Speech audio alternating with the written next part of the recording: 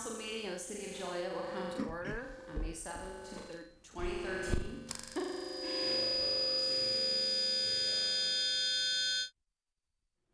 There he is. He's just checking on it. Okay. All set? Yeah, that's good. I think we still have the problem. Feedback. Cool. Shall we go ahead? Yes, I'll back sure. off. Sure. Regular meeting of City of Joliet, May 7th, 2013, 6:30, presided by the mayor, Thomas Durrani, and Reverend Kevin S. Comfort from the Judson Memorial Baptist Church will be doing the invocation, followed by the Pledge of Allegiance. Let's join in prayer. Almighty, most holy God, we come to you today just filled with thanksgiving. We have so much in our lives. We're grateful for our town, our city, and for all the things that our city offers for us.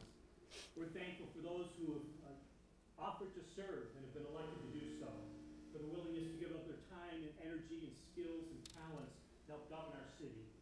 We thank you for those who keep our city safe, the fire and police departments, all those who give service so that we can have lives that are productive and prosperous. We're filled with gratefulness.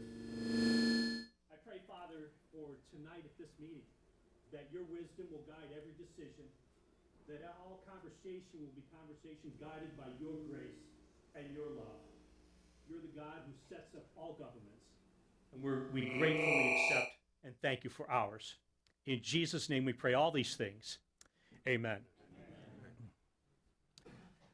I pledge allegiance to the flag of the United States of America and to the republic for which it stands, one nation, under God, indivisible, with liberty and justice for all.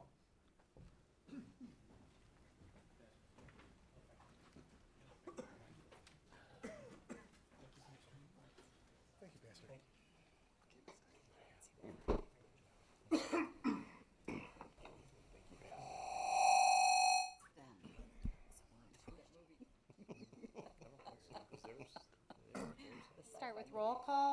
Mayor Durrani. Here? Councilwoman Barber. Do you know what it is? Echo here. Councilman Girl. Here? Councilman Hug. Here? Councilman McFarland. Here? Councilman Morris. Here. Councilman Odekirk. Here. Councilwoman Pullman. Here. Councilman Turk. Here.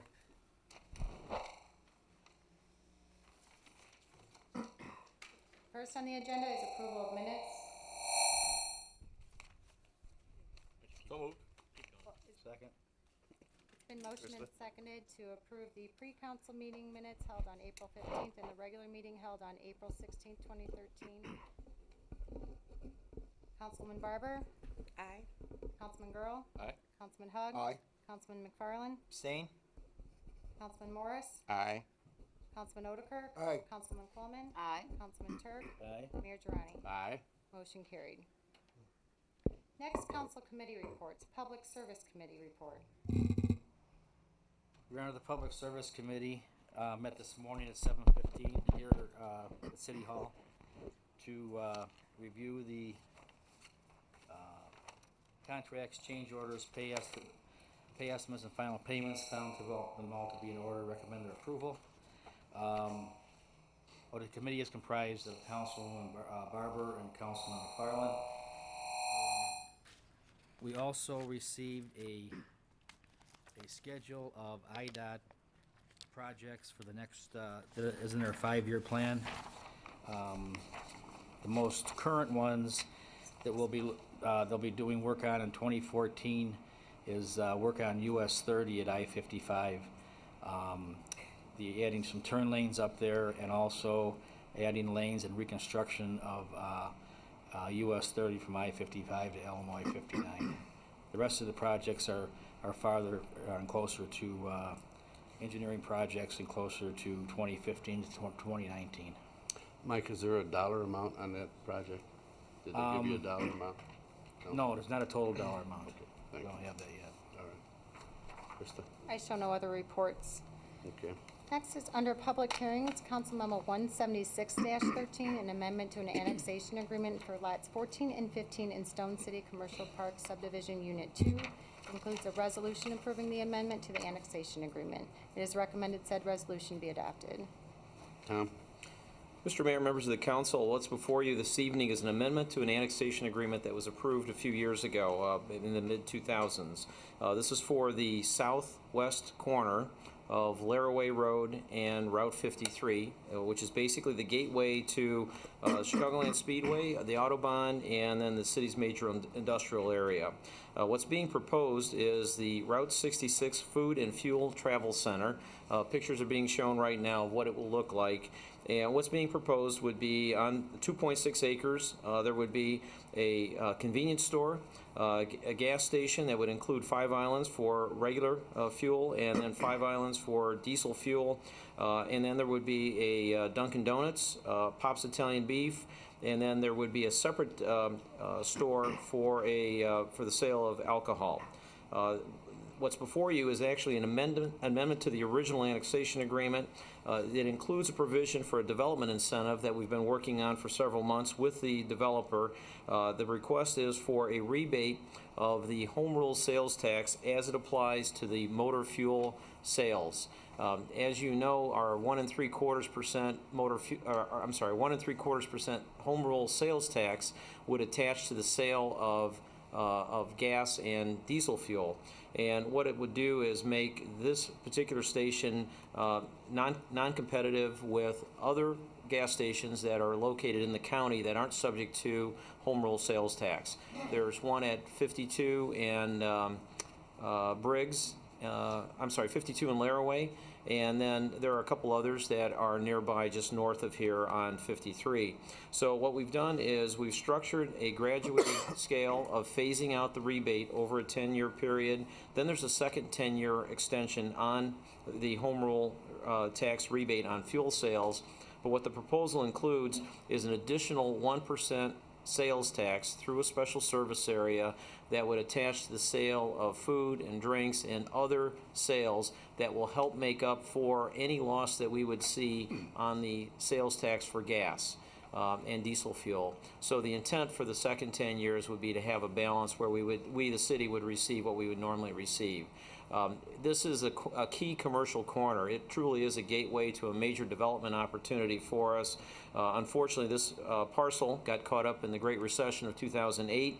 This is the first project that's come along with financing, ready to construct, and the goal is to be in the ground very soon as the project is approved and building permits are issued, which will certainly expedite.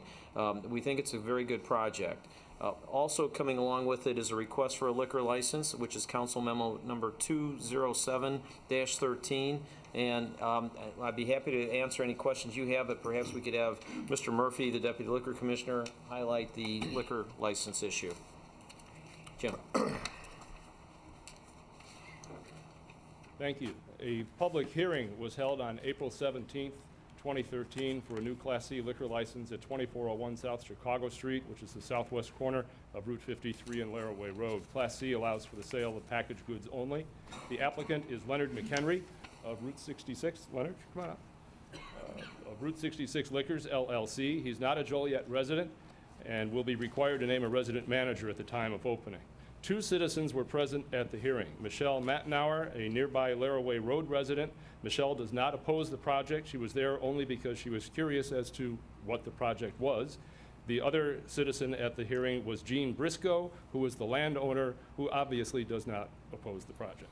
There are no outstanding monies owed to the city. The license will be only issued following final inspections by the building, fire, and police departments, who are recommending approval of the license. The liquor commissioner is also recommending approval. Mr. Mayor, members of the council, Mr. Hanson is present on behalf of the sellers.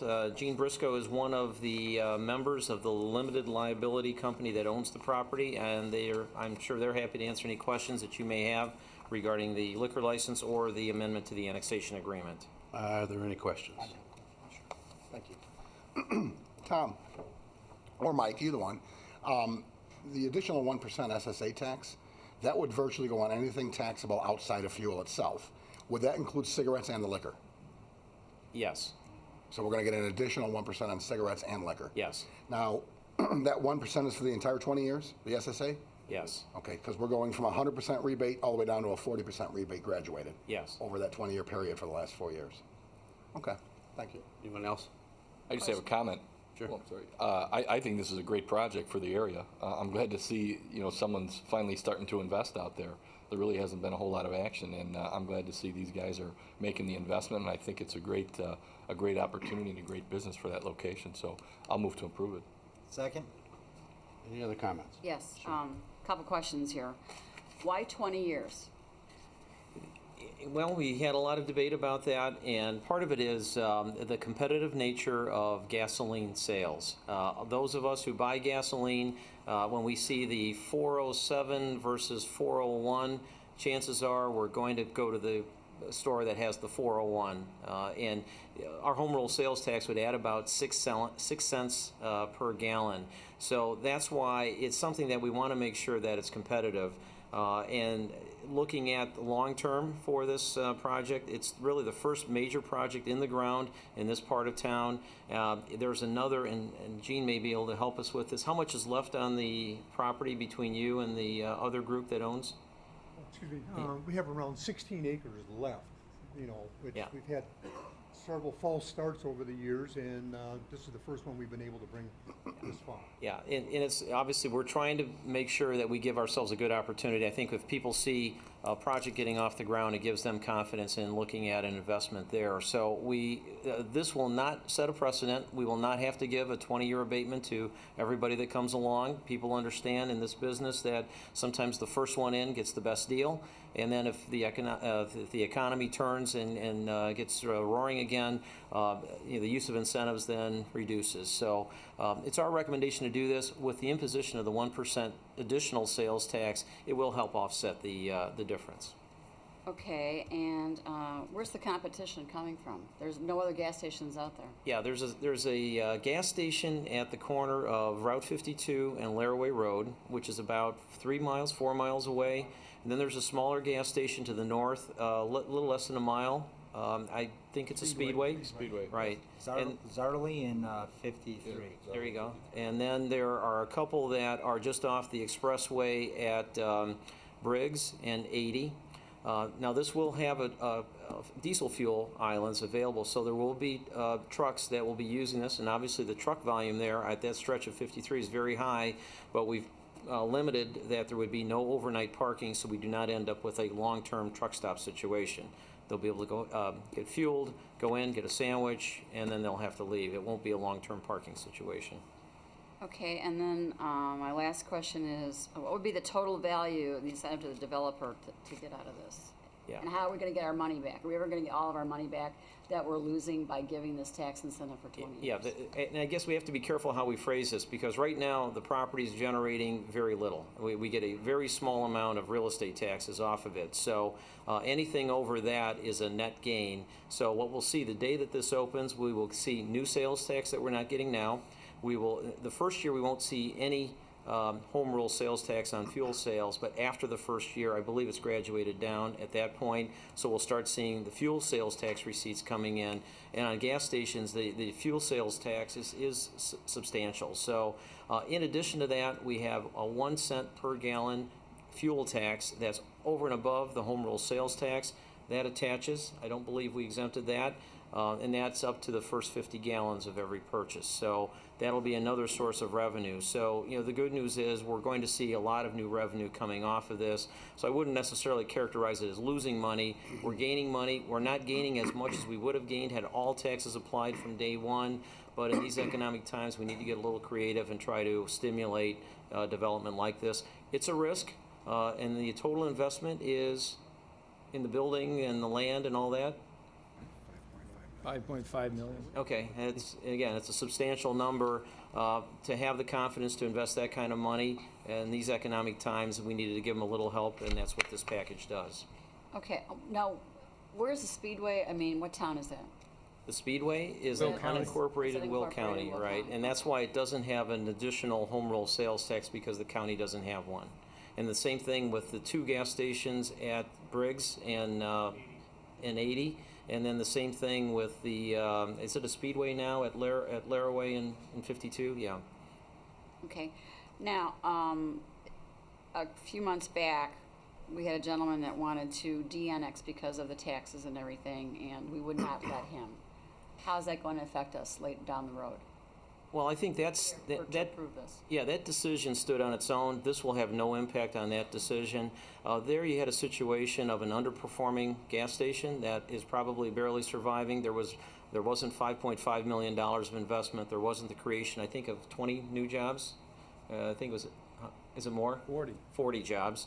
So it was a situation that we were looking at somebody who had a fledgling business, asking us to help him out, and even if we exempted him from the home rule sales tax, it probably still would not have been enough to keep him going.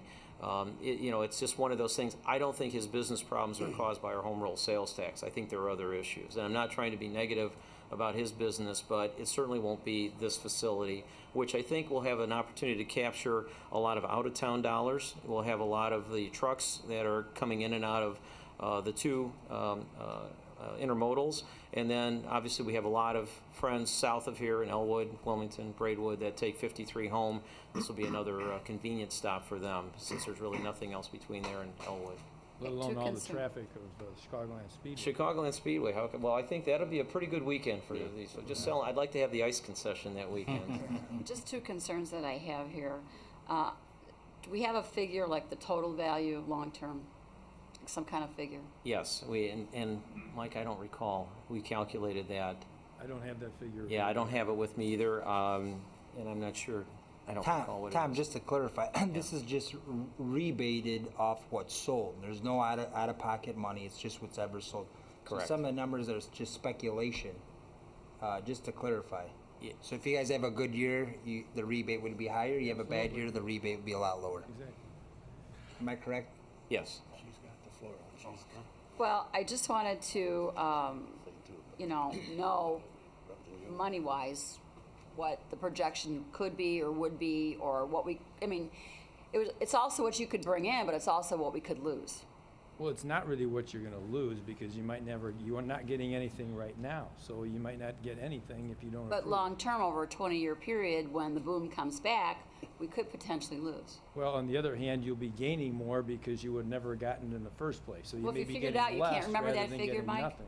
You can't remember that figure that you came up with? I really can't, and those kind of figures too are also proprietary, at this point. So I think, one of the reasons we're doing this is the competition in the area in order to be able to compete, and that's why we threw in the additional 1% to give something back to the city to try and make the city as whole as possible. But my other concern is, set that aside, my other concern is the condition of Route 53 getting off of I-80 into that, because it's such a small area going under the viaduct. I mean, I understand what you're saying, long-term, but are there any plans to fix that Route 53? Because we know the accidents that have been there was a young man killed there. I mean, and some of the trucks can't even make it under that viaduct. It's not tall enough. Yeah, so where is it coming from? Yeah, where's the traffic coming from, or? Well, not only the traffic, but I mean, is there any plans in the works that we've talked to IDOT or anything, or Yeah. the county, to get that fixed? IDOT's currently engaged in the Phase 1 engineering analysis of the I-80 corridor that includes all the interchanges in Joliet, starting at Route 30 in New Lenox, going all the way to the Grundy County line. Included in that is trying to figure out a way to improve the Chicago Street or Route 53 exit. Very difficult because we've got a lot of barriers in that area.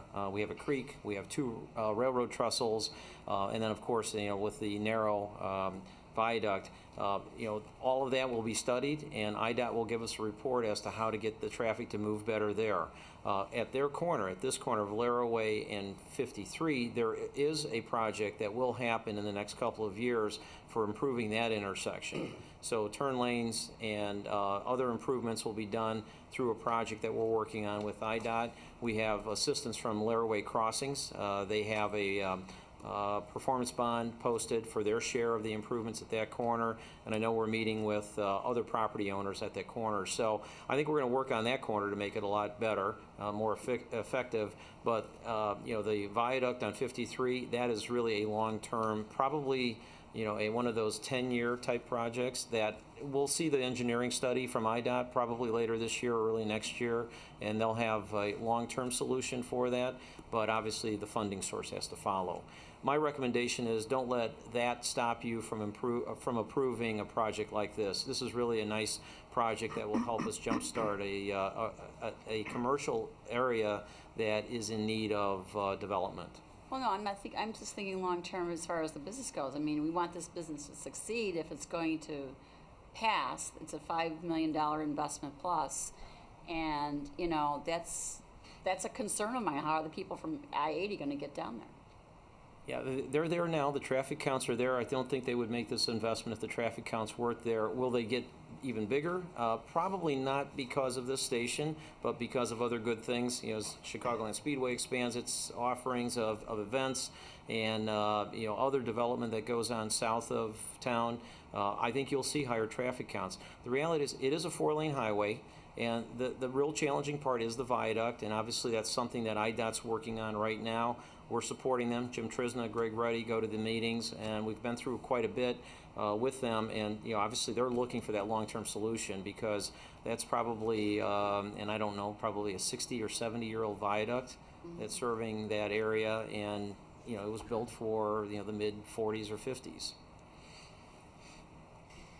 Okay, thank you. Just a couple comments. We meet with a lot of developers, different developers, and the way I look at it is the bigger the development, sometimes the more concessions you have to make. You're talking about a $5 million development, and I'm sure they did their homework as far as traffic, et cetera, and they feel it's going to work. And we are making concessions, but it's very competitive out there, and you have to do that. And the other comment is this is going to be built by local union tradesmen. Yes? Correct. Yes. Anybody else? We got a motion and second? Yes. It's been motioned and seconded, said resolution be adopted and a Class C liquor license be issued to Route 66 Liquors. Councilman Girl? Aye. Councilman Hug? And just one quick clarification before Tom? Currently, it's, am I right, is it taxed, property taxes at agricultural? It's farming. Yeah, it's probably low, and Gene, do you remember what you're paying? No, it's not agricultural. It's probably right got now. commercial It's zoning just- on it, but it's got a low. Total tax bill is about $8,000 a year for the portion that we own. Right. Right. Currently. Yeah. Now we're gonna go up once we develop it and finish Absolutely. it, the lots and so forth. Yeah, the so. lots 14 and 15, the two lots that we're selling, those will go up and come on to tax rolls at the commercial rate. The other lots will continue to remain under The undeveloped lots. Developers relief. Sure.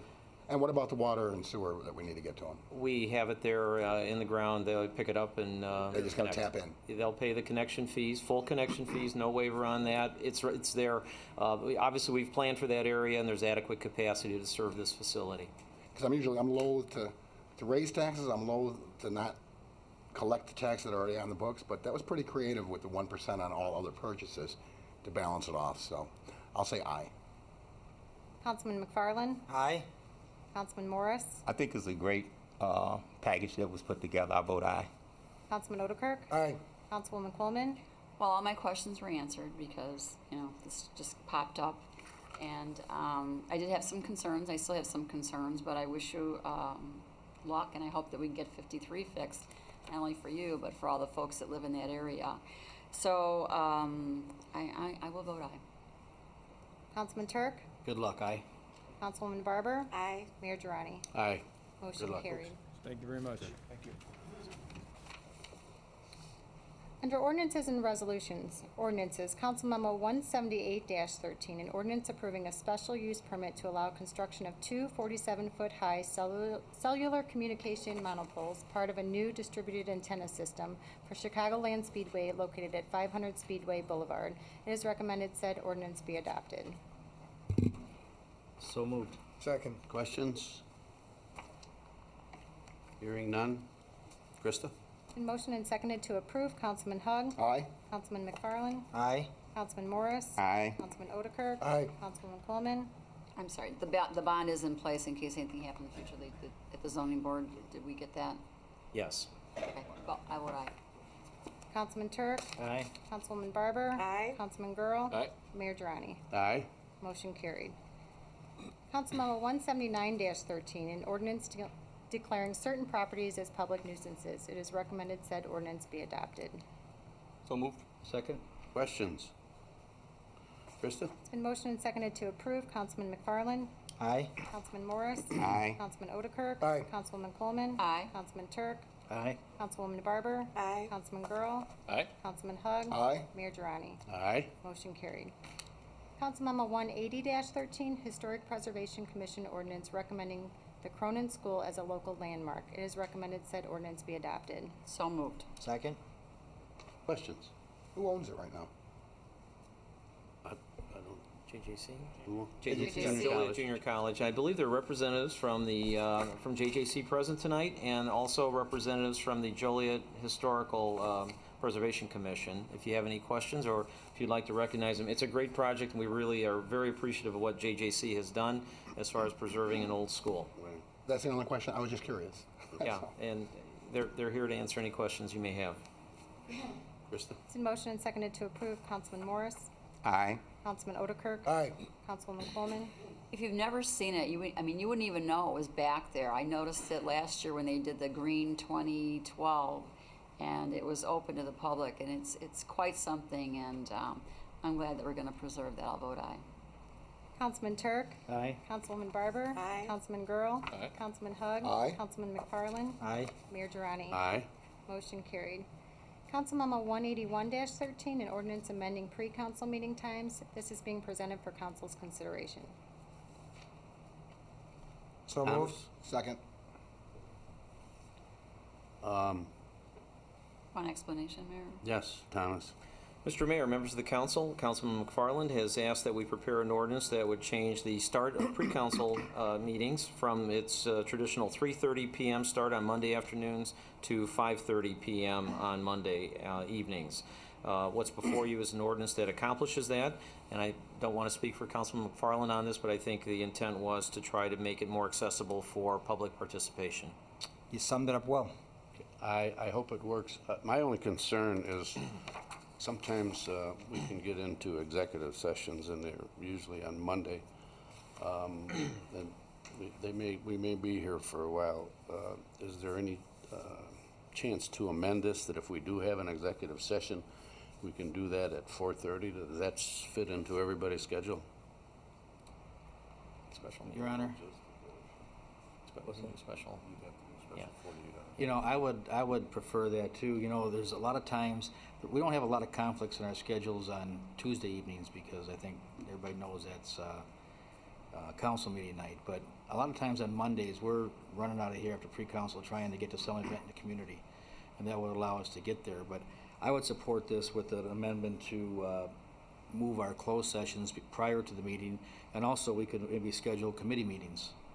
You know, I talked to Jim this morning about maybe doing public service a little bit early instead of early in the morning, you know, or finance or whatever. You know, I don't know how that sits with everybody else. Question to that. Sure. What time would you want the pre-council, or the closed session? Well, I think that's up to what the staff, they have their schedule one. If it has to be an hour and a half, whatever they think we need. So you're thinking 4? Well, maybe we don't even have to put a time. Maybe leave it to them, and if they think it's going to be long, do it at 4:30. If it's not going to be long, they can do it at 5 o'clock. Just do a special notice. Because actually, right now, this is better for me at my Sure, job. sure. So Is 4:30 Yeah. a problem? it can be. Yeah.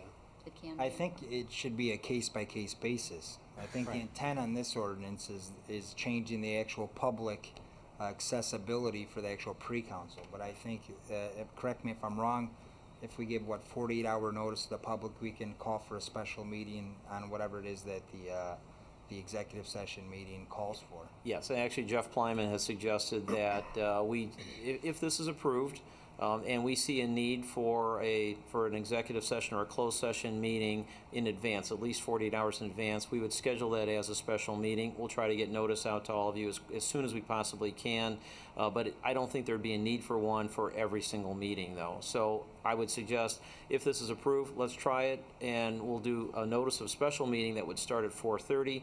You would come here, Krista would open the meeting up with you, and then we would go immediately into closed session, and then come back out at 5:30, and then start the regular pre-council meeting then.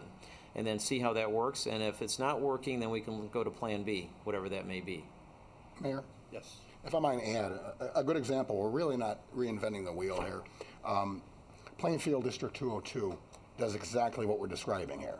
They open with an executive closed session, and most people that live in our school district don't go there. They open at 6 and the meeting's at 7, so you don't get there till 7, because that's when the public meeting. So I'm not real concerned about the executive session. I think we can leave it to staff to call for one if we know ahead of time. Now, should something come up last minute at a meeting and you decide that we need to meet, well, then we got no choice. We'll have to meet. But if we have time to plan it, it works great out at Plainfield School District to do their executive session first and then leave the general meeting accessible to the public a little bit later. And be glad it wasn't me, because I was pushing for 6:30, to be honest. So. Okay, all right. Any other comments? No, I think that's a good idea. Okay.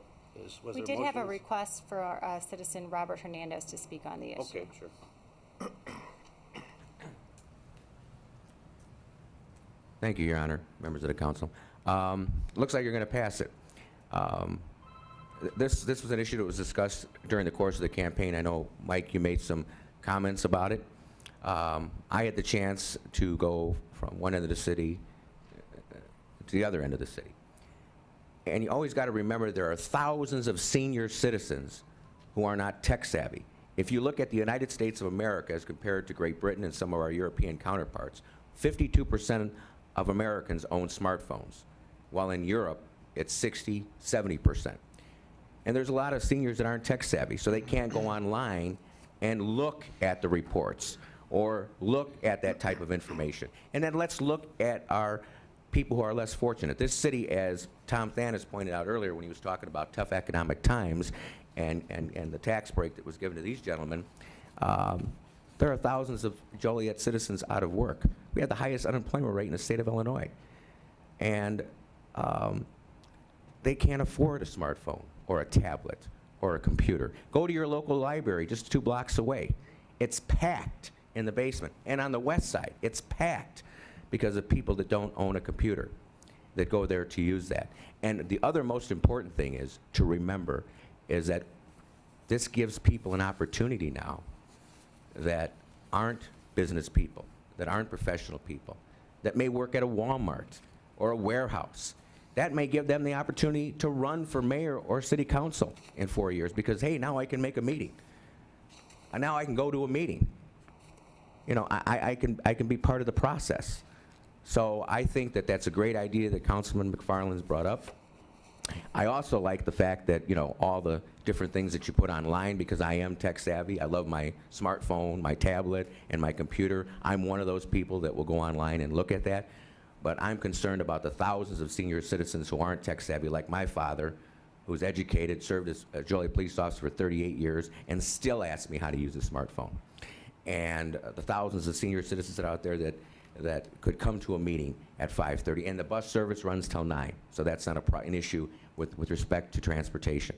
So if this is passed, I congratulate you because, you know, making council meetings more accessible, making government more transparent is what the citizens of this city want. That's all I heard while I was campaigning from one end of this city to the next, and I congratulate Mr. McFarland for bringing this up. Thank you.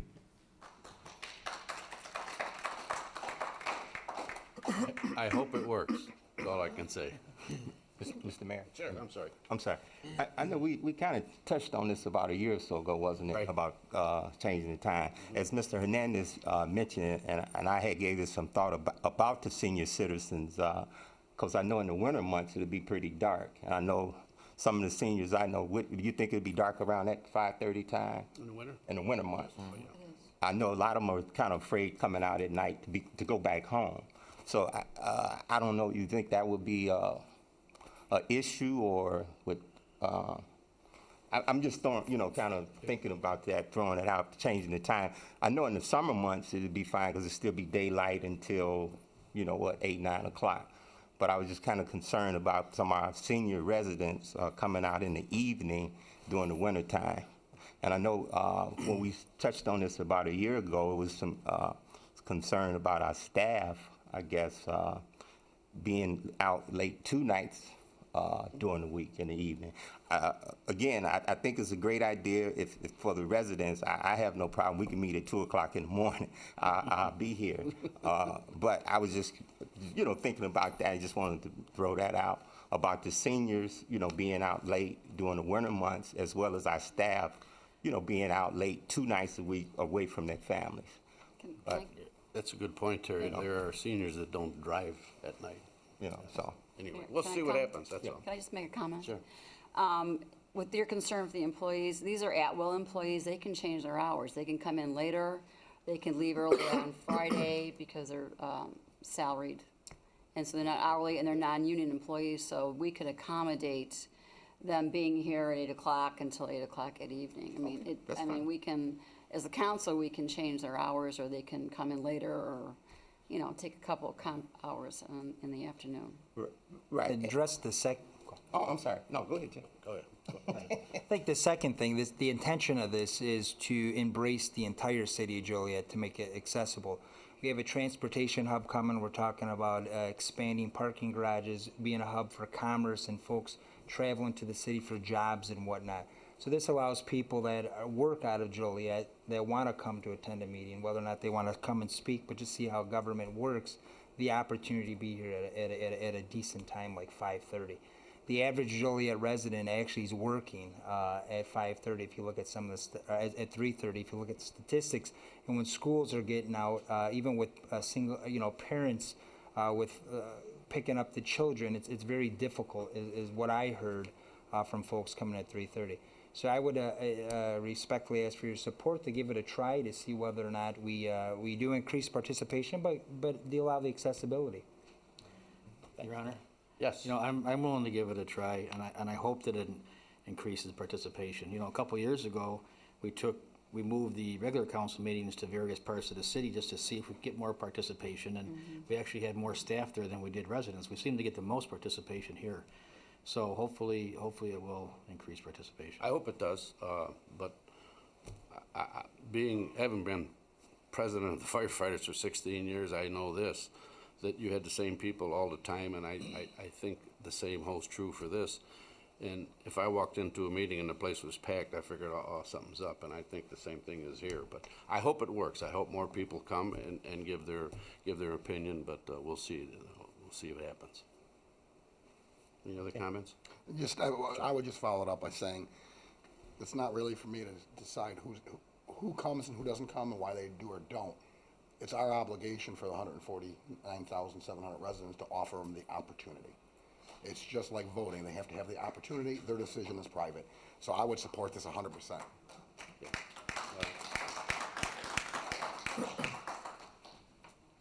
Been motioned and seconded that ordinance be adopted. Councilman Odekirk? Yeah, I think it's a good idea. It'll be a change, but I think it will work out, so I vote aye.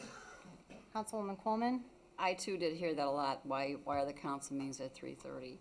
And it's always been better for everybody. And just another little side note, Terry, you said a lot of seniors don't make it. A lot of seniors are still working now. They're raising their grandkids and they still have jobs because they're not making ends meet. So I think it's a good idea, and but I'm open to any new thing. If it doesn't work, we can try something else. But again, making it accessible is what we're all about here, and I'll vote aye as well. Councilman Turk? Aye. Councilwoman Barber? Aye. Councilman Girl? Aye. Councilman Hug? This council's experienced quite a few changes in the last 2 years. I think we'll adjust to this one. Aye. Councilman McFarland? Aye. Councilman Morris? Aye. Mayor Durrani? Aye. Motion carried. Under resolutions, Council Memo 183-13, a resolution approving an intergovernmental agreement between the City of Joliet and Pace Suburban Bus, Joliet Bus Turnaround Project. It is recommended said resolution be adopted. Tom?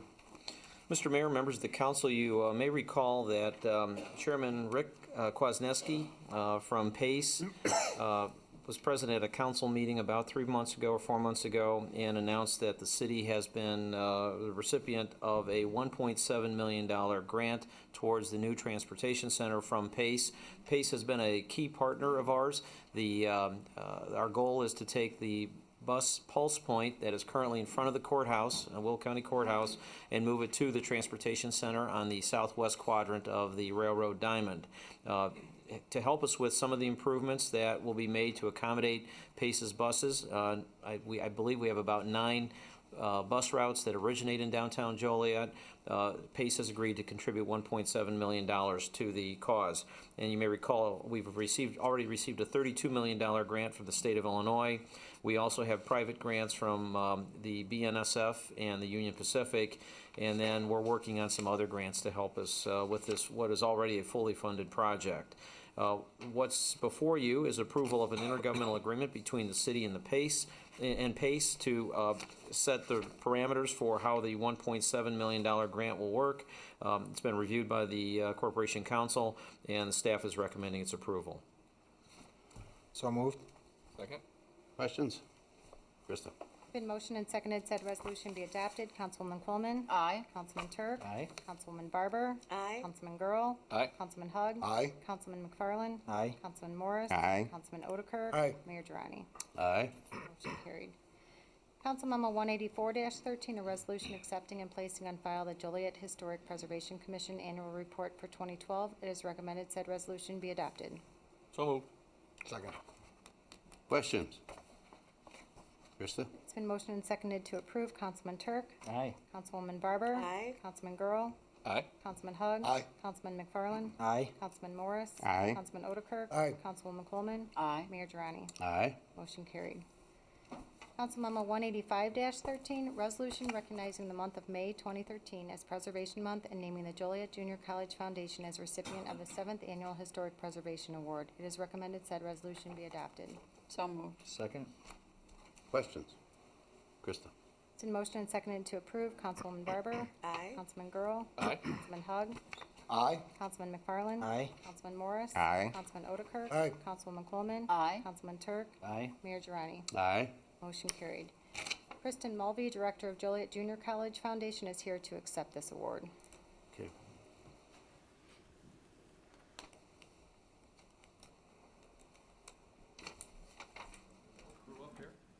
Sure. Come on up, guys.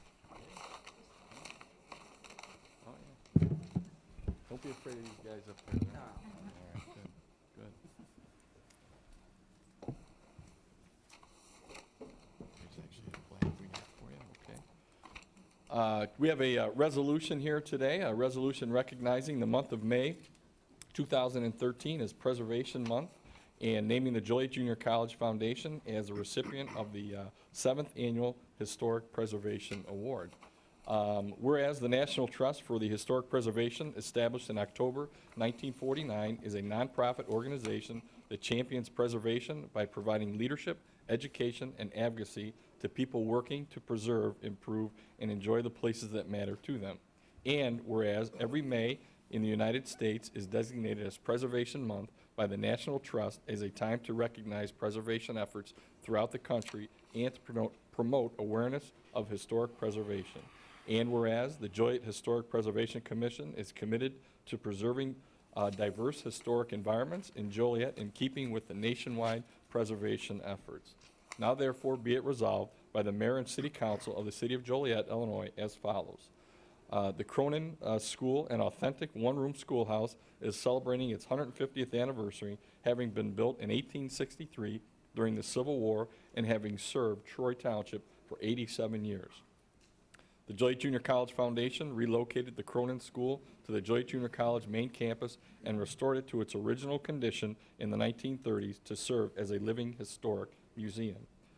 The Joliet Junior College Foundation volunteers and junior college students have been dedicated to sharing this treasure with our community, bringing thousands of elementary school children to visit our schoolhouse to learn of bygone days of one-room schools and encouraging teachers, school groups, and community groups to visit and enjoy this authentic one-room schoolhouse experience.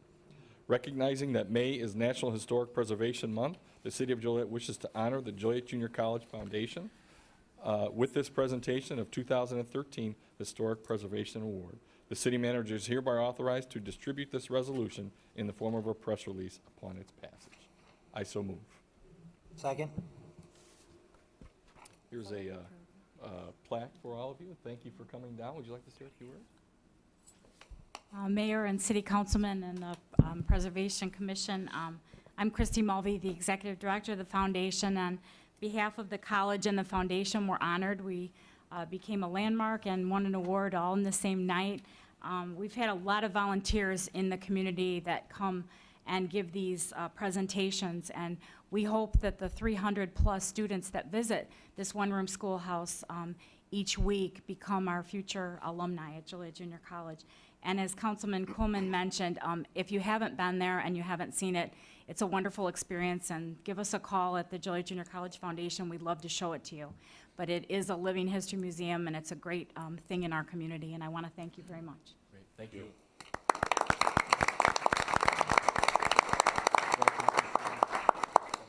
Okay. Hey, Christy. Congratulations.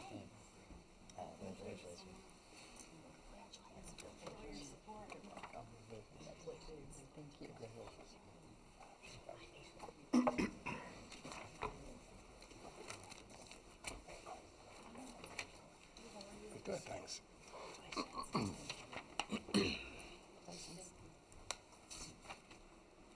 Council Memo 186-13, a resolution recognizing the month of May 2013 as Preservation Month and naming the Black Hawk chapter of the National Railway Historical Society as a recipient of the 6th Annual Historic Preservation Award. It is recommended said resolution be adopted. So moved. Second? Questions? Krista? It's been motioned and seconded to approve. Councilman Girl? Aye. Councilman Hug? Aye. Councilman McFarland? Aye. Councilman Morris? Aye. Councilman Otterkirk? Aye. Councilwoman Coleman? Aye. Councilman Turk? I'm going to vote aye. Krista, is there anybody here to receive this tonight? Actually, Mr. Maloney is Oh, present, okay. yep. Okay, good. Yeah. Go ahead, Krista. Okay. Councilwoman Barber? Aye. Mayor Durrani? Aye. Motion carried. Bill Maloney is president of the Black Hawk chapter for the National Railroad Historical Society, and he's here to accept the award. Thank you. Okay, the Black Hawk chapter is the 6th Annual Historic Preservation Award winner, and they hosted a banquet last October to celebrate the 100th anniversary of the Union Station, and many of us were there. I know the mayor was there, and Jan, I think you were there, and there was quite a few of us there that night, or that afternoon, Sunday afternoon. It was a great event. But the resolution reads as follows. Whereas the National Trust for Historic Preservation, established in October of 1949, is a nonprofit organization that champions preservation by providing leadership, education, and advocacy to people working to preserve, improve, and enjoy the places that matter to them. And whereas every man in the United States is designated as a every May in the United States is designated as Preservation Month by the National Trust as a time to recognize preservation efforts throughout the country and to promote awareness of historic preservation. And whereas the Joliet Historic Preservation Commission is committed to preserving diverse historic environments in Joliet in keeping with nationwide preservation efforts. Now therefore be it resolved by the Mayor and City Council of the City of Joliet as follows. Section 1, Joliet Union Station, designed by noted architect Jarvis Hunt, built in 1912 and placed on the National Register of Historic Places in 1978, is a significant historic setting in the City of Joliet, representing the importance of the railroads in our community since the mid-19th century. Section 2, Joliet Union Station has become one of the busiest passenger stations and railroad junctions in the nation, a major center for freight and commuter traffic. Section 3, the Black Hawk chapter of the National Railroad Historical Society has an extensive history of involvement in the preservation of local railroad history and in honoring that tradition. They took a significant effort to host a ceremonial banquet in recognition of the 100th anniversary of the Joliet Union Station, reminding the community of the historical significance of the railroads, railroad history, and the Joliet Union Station. And I might add that afternoon when they had that dinner, they had programs from the grand opening of the station that replicated the same menu that they had 100 years ago. Section 4, recognizing that May is a National Historic Preservation Month, the City of Joliet wishes to honor the Black Hawk chapter of the National Railroad Historical Society with the presentation of the 2013 Historic Preservation Award. Section 5, the city manager is hereby authorized to distribute this resolution in the form of a press release upon its passage. And it comes with a plaque for the Black Hawk chapter with a picture of the Union Station. Congratulations. Thank you very much.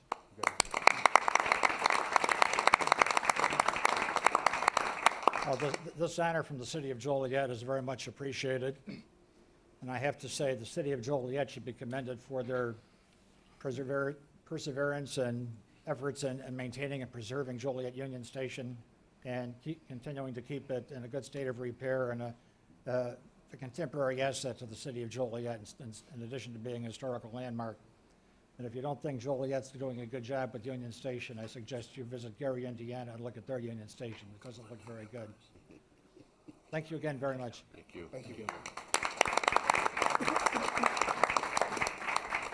Bill, congratulations.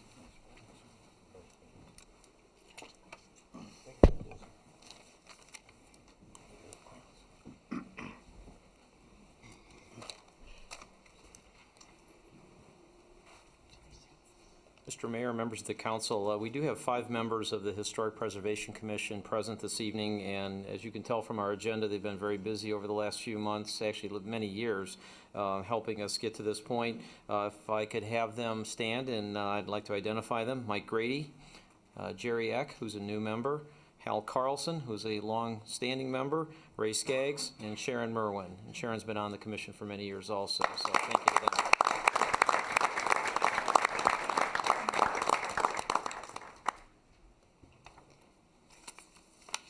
Council Memo 187-13 is a resolution approving an agreement with Northern Illinois University for the development of a business case for a fiber optic network within the city. It is recommended said resolution be adopted. So moved. Second. Questions? Yeah, do we have an idea? I know this is just, I don't know, is Tom going to give us a kind of a summary of it? You certainly can. Mr. Mayor, members of the council, this is an $8,000 investment in a study that will help us evaluate the opportunity to run fiber optic network in downtown Joliet. As we continue with our improvements, both with the Transportation Center, the Joliet Junior College project, and some of the other things we're working on, it's becoming apparent that we need to make technology a priority. Scott Kinsella and his team have been working on various aspects of this. We have an opportunity to partner with Northern Illinois University to bring in a study that will help us understand the parameters of the project and the cost, should we decide to invest in it. This only obligates us to the study, doesn't obligate us to the final project. We'll come back and revisit that with the CTIS committee and then bring it back to the City Council for review. Well, the only reason I ask is because any chain is only as good as its weakest link. So we can certainly put fiber optic, which I'm sure that they can determine that, but we got quite an old analog or analog digital system downtown. So, I mean, are we going to put fiber optic throughout the city all the way back to the hubs? I think that's what this will tell us as far as the feasibility and the cost. And how would that, as opposed to private business, going about using T1s and T3s, as they've always done? You know what? I think I'd have to defer to Scott on the technology side of it. And if you'd like, Scott, I'm not sure if you want to jump in here. Sure, no problem. Larry, fiber optic networking technology is state-of-the-art at this point in time, and we endeavor to kind of look at that as a way to connect not only our locations, but make it available to other public and commercial interests in the downtown area and perhaps elsewhere. I'm just, yeah, I mean, it's only 8,000, some might say, but I mean, I'm just trying to, this obviously might be discussion that would be better had the technical end in the CTIS committee, but by the time we get to the CTIS, if I don't voice these questions up front here, we've already spent that $8,000. So that's why I'm asking these questions now. I don't claim to be an expert, but I'm familiar enough to stumble through it. And, you know, I mean, I understand what Mr. Thanis is saying. Well, we'll find out just how expensive it will be. If we were to wire all of downtown with fiber optic, unless it goes back to the varying services hubs that we would be using for that, if we go back to copper outside of the downtown, then you've kind of lost the advantage of the fiber optic. So are we spending the 8,000 wisely to look into something that maybe common sense tells me up front, this is an awfully big undertaking to make fiber optic work properly from the downtown throughout the city? Well, what this would be proposing would be connections between our locations that would bypass, like AT&T or Comcast or other services of that nature. And, you know, the investment now would help us to define standards that we could then use to make competitive, you know, we would certainly look at competitive proposals when it, you know, once we have something that we could, you know, lay out in detail. Okay. Any other questions? Yeah, I do. Yeah. Why, I'm just curious why this didn't come to our committee first. We did mention it in committee. The investment of $8,000 wasn't such that we thought it needed to come any further before the council. When we approached Northern Illinois University, they came up with a requirement for the intergovernmental agreement, and that's why we brought it to council at this point. But any additional stuff that would be as a result of that would go through CTIS, as Tom had mentioned. So, where is this $8,000 coming out of the CTIS budget? Yes, we would fund it right out of professional services account in the IT budget. Well, I would think that any expenditures should come to committee first before it goes to the council so that we can really research it and discuss it further. I mean, because this is kind of a surprise right now. And Councilman Hug did bring up some very good questions. You know, there's lots of things we want to do with that money. And is this the best way to spend it right now? With so many questions answered. I mean, I would have liked a presentation about this further. That's certainly something we can do. If you would care to postpone this, that would be fine. Is there a time limit on this? There's no time limit on this. The only urgency that we have is that we want to be able to consider connecting the City Hall network to the transportation center as we go forward. But I believe we would have time to, obviously bring that forward through CTIS if that's your preference. Well, I would like to table this so we could get some more information and research a little further so that we can be better informed that this $8,000 would be well spent. I would second that, and the reason being is I think it might be a good idea to put together, like we might do for development soon too, some kind of a roadmap, some kind of a plan. But I think I agree with the councilwoman on going through the committee first to answer the questions instead of making all these folks sit through the questions about T3s, T1s, or whatever else I might be curious about. So I would second that. And Mayor, I would suggest, we can do it before the next council meeting. I mean, it's just 2 weeks. No problem. Just so we could have some more information on it. Okay. So is the motion to remain back to committee? Remain to committee or? Go back to committee, Okay. yes. Motion to table is not debatable. Kristen? It's been motioned and seconded to table Council Memo 187-13 to the next council meeting. Does that give you enough? Back to committee. Back to committee and then back to the council council. meeting. And then to the next council meeting, which is May 21st. Councilman Hug? Aye. Councilman McFarland? Aye. Councilman Morris? Aye. Councilman Otterkirk? Aye. Councilwoman Coleman? Aye. Councilman Turk? Aye. Councilwoman Barber? Aye. Councilman Girl? Aye. Mayor Durrani. Scott, you said this was discussed briefly in committee? Yeah, just that, we mentioned the fact that we were working with Northern Illinois University and that we were considering going, working with them to look at a long-term study for whether or not fiber makes sense in the city. And that's where the intergovernmental But agreement. the committee popped up. never had a chance to ask No, questions. we didn't bring it back to them with, with the intergovernmental agreement and the subsequent appendix for, performing this All model right. service at this I point. vote aye. Okay. If there's no objection, Tom, can we move up 206? Yes. 13. Council Memo 206-13 is under licenses and permit applications. It's a request for approval of a Section 5-83 permit for the Electric Daisy Carnival event at the Chicagoland Speedway on May 24th through 26th, and approval of event services agreement. It is recommended a permit be issued to Electric Carnival Daisy at Chicagoland Speedway, and the event services agreement be approved. Tom? Mr. Mayor, members of the council, you have before you a council memo that goes into some detail regarding an event that will be held at Chicagoland Speedway during Memorial Day weekend, Friday through Sunday. And it is going to be an outdoor music festival. It's a national event that has currently been held in Las Vegas, Orlando, New York City area, Puerto Rico, London, and other parts of the world. Insomniac Inc. is the company that is the producer and sponsor of the event. We were approached through Scott Paddock and his team from Chicagoland Speedway to see if we might have interest in having the Chicagoland Speedway host this type of event with Insomniac. What's before you is the culmination of about 4 months of work. And what I'd like to do is introduce the CEO of Insomniac, Simon Lamb, who's present to make a presentation to you about the event and be available to answer any questions that you have, and then we can get back to some of the details. Simon? Great, thank you. I guess you guys can see back that way.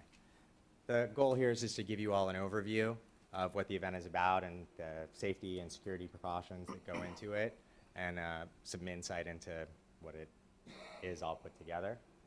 A little bit about our company. Traditional music companies at this point basically put up concerts. So people go, traditionally, they watch a band play. Our shows are a lot more immersive and interactive. Our fans go and they hear music, but at our events, there's also large-scale art installations. There's costume circus performers, kind of like what you would see at Disneyland.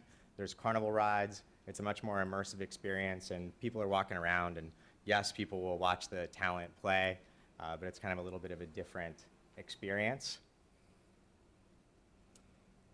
For us, the quality and safety of our fans' experience is our top priority. That's the same message that we've had and worked with the police here and the fire department in Joliet to make sure that all throughout the planning that safety and security are at the top. We've been in business since 1993. We produce hundreds of shows, more than 3 million fans through our gates over the course of the company's existence. We, as Tom said, California, Nevada, Colorado, Michigan, Washington State, Texas, Florida, New York, Puerto Rico, and we just added London this summer. That'll come in July. So the first Electric Daisy Carnival was in Los Angeles in 1996, and it grew from a small event into what it is now, which is a much bigger event at cities around the country. This year alone, we'll be in New York, here in Joliet, Las Vegas, Orlando, Puerto Rico, and Olympic Park in London, which we're really excited about. For us, our average festivals are between 30 and 50,000. Our big show is 115,000 a day in Las Vegas, and we're expecting 345,000 people there this year, and it's already sold out. The dates of the show, just some of the basics. I believe you've seen this, so I'm going to go through it quickly. We're looking at starting in the load-in on May 17th. Camping starts on May 23rd. We'll have the event for 3 nights. People start heading out on Monday, and we'll be all gone by May 23rd. The public hours, I know this is on record in press and everything, but we basically advertise 5 p.m. We open the gates a little bit early to minimize any lines, so we'll actually be opening at 4, and we close at 4 a.m. The camping will begin at noon on Thursday, May 23rd, and it'll end on 5 p.m. on Monday, May 27th. We're expecting 30,000 a day. There's a cap on the camping at 5,000. We've imposed that ourselves, and all guests must be 18 or over to attend. The basics of what to expect: we'll have 5 stages. The music featured is electronic music. There'll be carnival rides, fireworks, installation art, circus-style performers, and fan participation.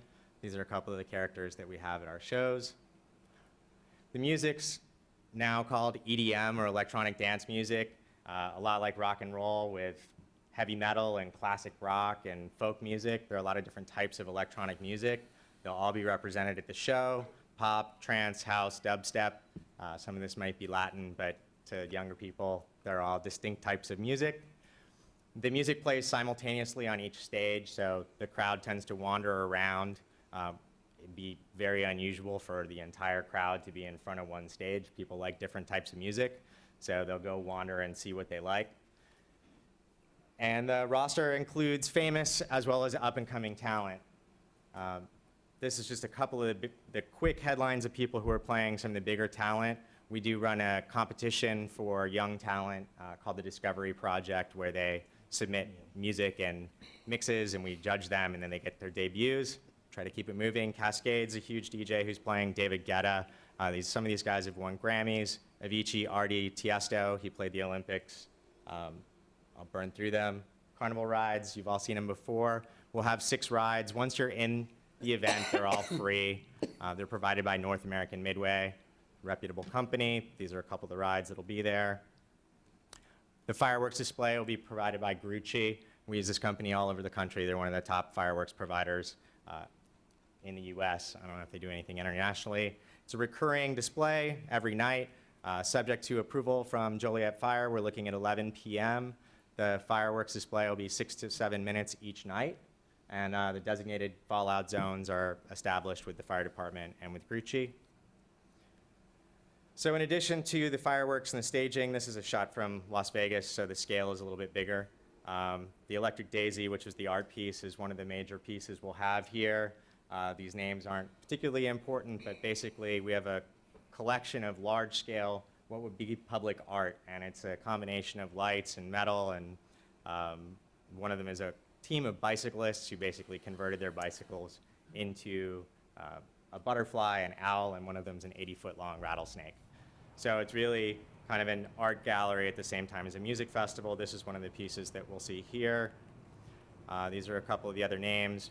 The Rock Box is a converted bus that looks like a big boom box, and there's a DJ that can be inside. You know, a lot of this stuff is really effective at night, so it's lit up. This is one of the pieces that will also be here. The lights change colors. Food and beverage, we're using the same vendor that the Speedway uses, which is Levy Restaurants. I think you're all familiar with them. They're here today if you have any questions. Like any other festival, we'll have fixed settings as well as roaming vendors and bars. The VIP area is a restricted bar area that's 21 and over. And then we also have cabana service, which is a more high-end service that's also 21 and over.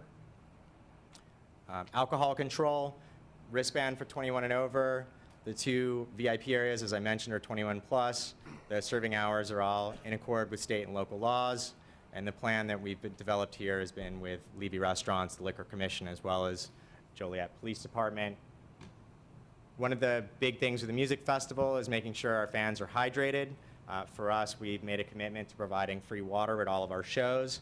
So we install large-scale free water stations. They're basically like industrial kitchens, and we have volunteers who supply them, who work them, and the fans come and they can refill anything they want, whether it's an empty water bottle that they bought the water from Levy, or we also sell water bottles in our merch booth that are empty.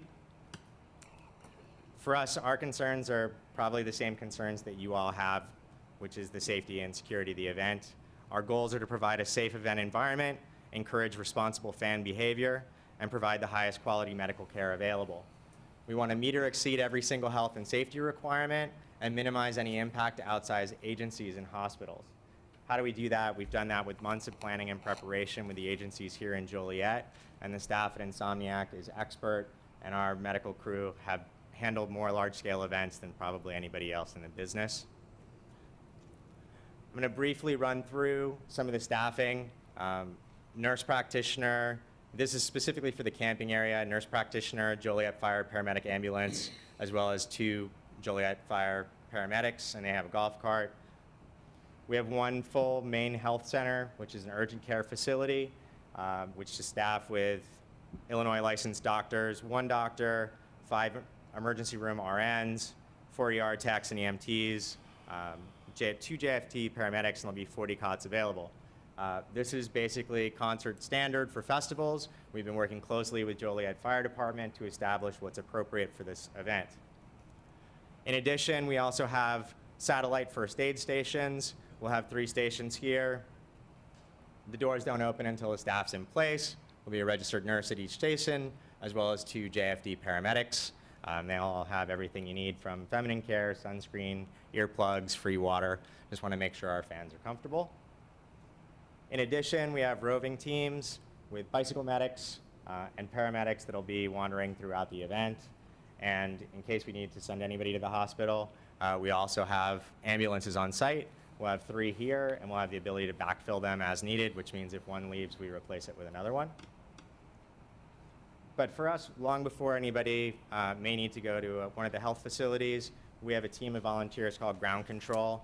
They work for us, and we have a great team internally who organizes them. This is a peer group. They're young folks. We'll have a group between 10 and 20 people here who are dedicated to providing fan services. These are people who walk around.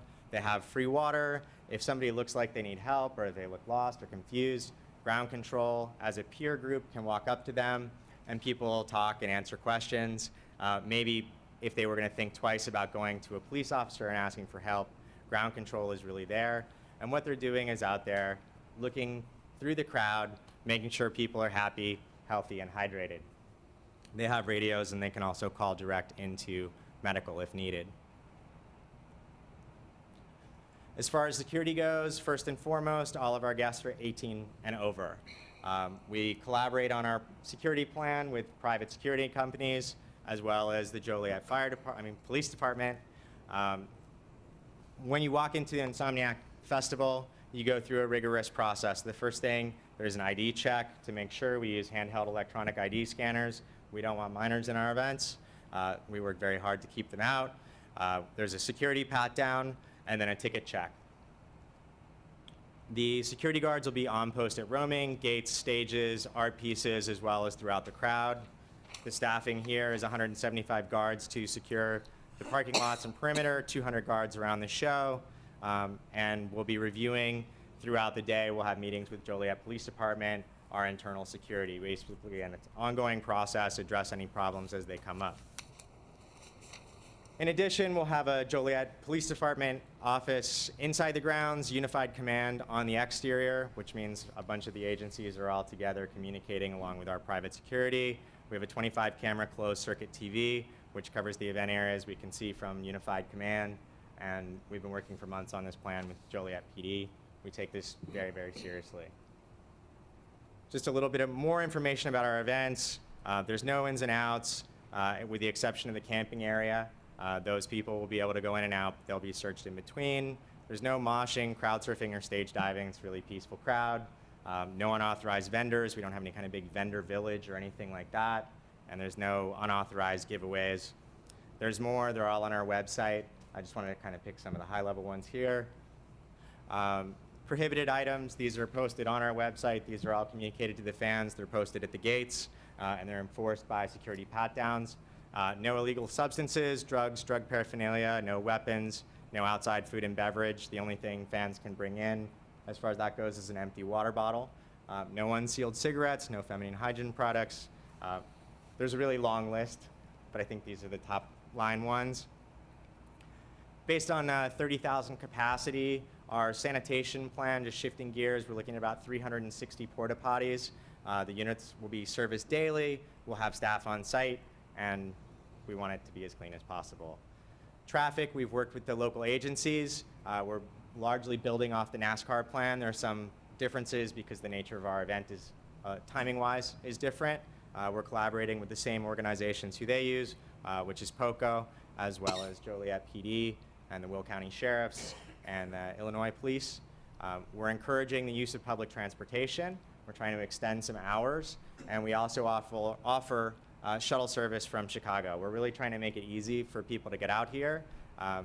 We've dealt with major traffic issues in the past, and we really try to work on them in advance to make sure that everyone has a smooth commute to the event, and it doesn't impact the community beyond what it absolutely has to. The camping is an area where we pay particular attention because the guests are on our watch 24 hours a day. That's why this first year we've strictly limited to 5,000 people. The hours we've run through, there'll be 24-hour food and beverage available to the campers, as well as showers and toilets. We'll have 10 dedicated security guards, as well as dedicated ground control, as well as dedicated medical. Festivals are basically small cities, and we treat them the same way that the agencies work. And for us, the camping area is a city within the city. Just a little bit about some of the other details from our shows. EDC Las Vegas is our biggest show, and the economic information in our first year there in 2012, we had 134 million direct and indirect impact on the community, and that's from a study by Beacon Economics. Last year, with 115,000 people a day, I think we ended up at about 110 per day. It rose up to 207 million. I'm not trying to tell you that that's the number that we're going to see here following this event. This event is a smaller event. We're expecting 30,000 people. My understanding is the hotels are already filling up.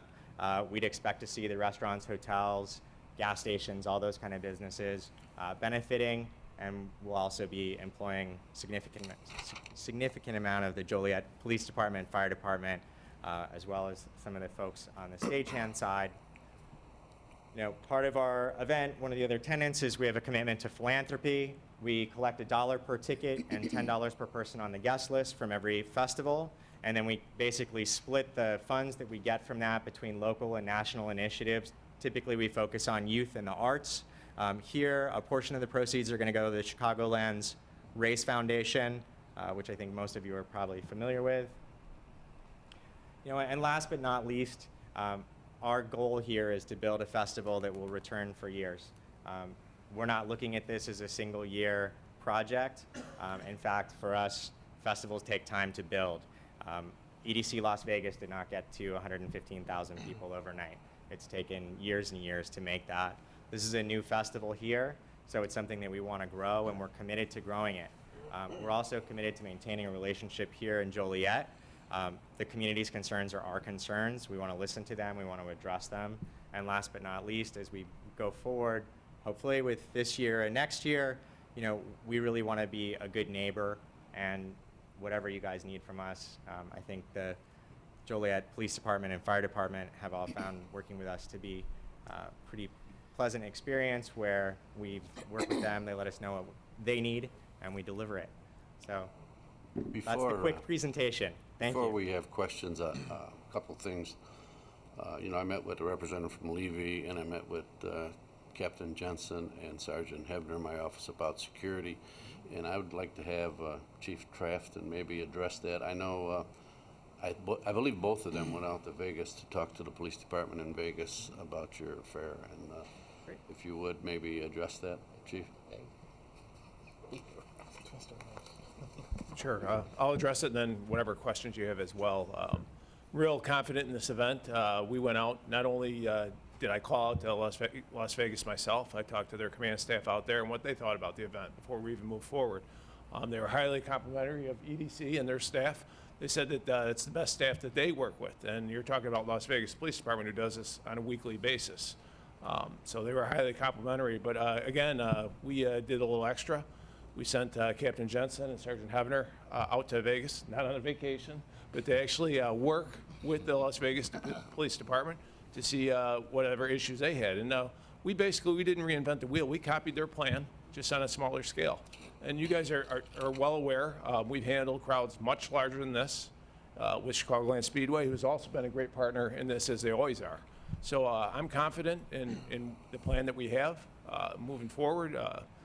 We have adequate security, I think, and we have adequate traffic security as well, and our partners at Will County and the state police are also involved. So. Captain Jensen, you got anything to add? No, I think we're going to provide adequate security there, going to Vegas and seeing what they do and learn what was working and what wasn't working helped tremendously. I stay in contact with their officer whenever I have a question, reach out to them, so it was very helpful. I think copying their plan will basically make this a successful event. Is Chief Formals here? Yeah, Chief Randich is present, and he's here to answer any questions you have on the paramedic side. Up to questions. Ray, any comments on the paramedic side? Obviously, Chief Randich and Chief Formals have been meeting with the Insomniac team, and I think they're satisfied. We've got our plan in place. Yes, the fire department is basically a similar plan to what we run out at the racetrack, and we proposed our numbers for what kind of staffing we feel we need for the event, and they were more than willing to accommodate us on that. So, we have full confidence that we're going to provide the medical necessities for the event. Thank you. With that, we'll open it up for questions. Sure. Mayor, I might warn you that this will be a little bit different experience than your yearly Grateful Dead concert you go to. I never went to one of them. And I got news for you, I never heard of any of these entertainers either.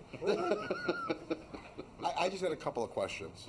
First of all, I'll say, I'm glad that Chief Trafton and Assistant Deputy Chief Randich are saying it's so easy and so wonderful to work with you folks, so I have no questions on security. I'm sure that's taken care of. I'm sure it's a different audience, but same basic model as like the Vans Warped Tours, the different ones that have gone around the country, right down to, pardon me for the joke, to the Grateful Dead. So I understand you have your own vendors that travel, and that makes for an easier transition from one venue to the next. Is there any possibility or any plans once, and I'm thinking positive, once this continues to grow, to try to incorporate, in addition to your model, local vendors? Sure, we try to incorporate local vendors as much as possible. We work with the community to find out who the best people are. where we can, we do. And being that this is the first year, it's kind of a beta run. Yeah. We can't do that this year. I get that. The beginning, you know, we have a crew at Insomniac. Some of the things we do are highly specialized, and they travel with us. But certainly, like I said at the end of my presentation, you know, we do want to be good neighbors. We do want to offer opportunities as and wherever they are available. And you might be able to work through the city manager's office for future, you know, because again, I'm being positive. This is going to be a Certainly. great event. So in the future, local vendors that might express interest can maybe go through Tom, and I'm assuming you may have a liaison within your structure that would talk to him. Am I correct? Yes. Tom, on the water for 30,000 people, has that been balanced out on, I hate to be the nuts and bolts kind of financial guy, but has that been taken into account, the possibility of the amount of municipal water? Well, the meter will be running on all the water Okay. that's consumed, so we'll present the bill and it'll get paid. So I guess you're paying it. Certainly. Cha-ching. Let me see, we did local, oh, and in local labor, like, you know, we have a stagehands union, will you be able to incorporate them? Yes. Been taken care of. You've already talked to them, because I know, okay. Yeah. I think that's all the questions I had. Oh, and then we're indemnified even with issuing this on any liability? You carry your own general liability? We carry a lot of insurance. Right, and so we're indemnified as a, The certificate of insurance has been provided to us. We're needed as an additional insured. So we treat this as we do any other event and follow the same protocol, and that's obviously one of the main things. thank you. Anybody else? I actually just had a few comments as well. I initially, took a hard look at this and had some concerns. I was pleased to see in your presentation, you're going to have a lot of young people at this event, and I think you've taken great steps to make sure that those young people are going to have a safe environment. I'm glad to see that you're working with our police department and our fire department, to make sure that that does occur, because as I said, we're going to have a lot of young people at this event. We want to make sure it's safe and healthy. I'm also happy to see if I have a lot of respect for Scott Paddock and his organization down there at Chicagoland Speedway, and knowing that he's partnering with you gives me a lot of confidence. So that's another reason why I'm going to support your permit here and your service agreement. I also had similar concerns as Councilman Hug did, and I do hope it's addressed in future years, is the local participation with our vendors. I recognize that, I don't know your business model as well as you do. I'm assuming that you have vendors that kind of travel with you that you're comfortable with, but I do encourage you to use some of our local vendors here in the future, and hopefully you will reach out to our city manager, reach out to our local vendors and use them as best you can. So. Sure, and sometimes because of the magnitude of our event, it makes it difficult too. So there are some jobs that can work, and then there are some that there's just the magnitude of working our event maybe more than some companies can handle. But, I understand. But to reiterate, yes, we will. I think we have some very capable vendors here in the city of Joliet, so don't be afraid to ask about any service, any opportunities, because they are, they're looking for work as well, and an event like this, I think, would be a great opportunity for them. But good luck to you, and again, we hope that you put on a safe event for these young people. So, thank you. Thank you. Just one quick comment. I know you addressed it. When they enter, all of them are going to be carded and are going to be given a bracelet. But we've been told by Levy, the meeting that we had with them, that even they have a bracelet, they're going to be carded again before they're served. So they're going to get they're going to get it twice. Yes. I defer to Levy on how they're going to do that. Yeah. But yes. Yeah, that's what they told us, and the chief is nodding his head. So, yeah. Anybody else? Sure. One quick question. Me too. Go ahead. The alcohol sales, you're open to 4 o'clock. Were you going to cut the alcohol off prior to 4 a.m.? Yes. And That's the police's call. resolution on Actually, it'll be controlled by the liquor license that is assigned to Chicagoland Speedway, and I believe it'll be 3 a.m. For Friday and Saturday. The meeting we had with Captain Jensen and Sergeant Hevner, it's their call. If they think it should be cut off earlier, right. They can cut it off earlier. Yes. It's the police's call. Okay. Thank you. Okay, another question. How many off-duty firemen do you need per day for this event? I don't know off the top of my head, but Chief? I believe on the earlier, I believe we're having about 60 guys. We're starting to fill it right now, but I believe we have like 60 guys, 60 off-duty guys working every day. But, okay, 60 every day out at that event? Yes. And is that gonna put a burden on our city services out here? No, I mean, that's basically gonna encompass, no different than Chicagoland Speedway. Okay. As a matter of fact, Speedway, we probably put up to 75 or 80. So we have less guys working this than we do NASCAR. Okay, and then Chief Trafton, how many police officers do you need per day? It's going to be about 60 on the inside and about 40 on the outside for traffic. So it's basically about the same amount we do for NASCAR. So not much of a change. We'll have adequate coverage on the street as well.